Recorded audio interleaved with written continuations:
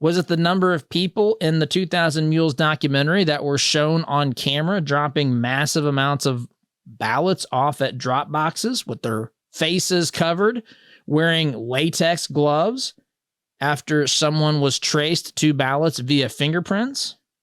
Is that what you're talking about, Brian? I don't even know what they just want to use this phrase and say, if you've had questions about the 2020 election, you're disingenuous. That's completely and utterly false. There's never been a direct debate about any of these issues. There's never been any of these things that have actually gone to court. It's always been shut down prior to court, saying someone doesn't have standing or whatever, so that it is never even put through and allowed to see the light of day. Now, that may change as these Trump trials get underway. But what's Brian talking about? And then the last thing he talks about here is the Dominion voting machine narrative. Folks, we didn't even talk about that here.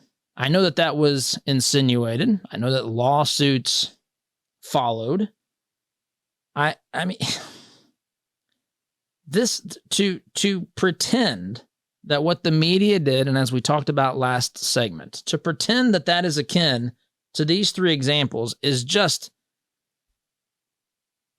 I mean, there's either a complete lack of an ability to draw parallel circumstances and comparing, contrasting things, or there's an intentional attempt to deceive people into believing that everybody does it and it's no big deal.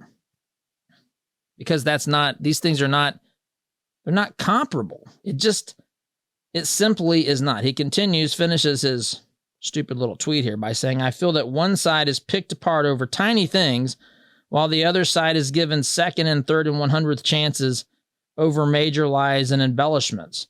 Am I alone in thinking this? Now, this is incredible. He's saying that it's the Republicans who get all these extra chances.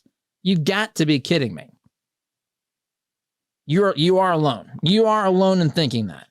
I'm not sure that you even do think that, but if you do, yes, you are officially alone. I can see people even who agree with you ideologically and politically, they're probably hiding their faces out of sheer embarrassment from that tweet. What a joke.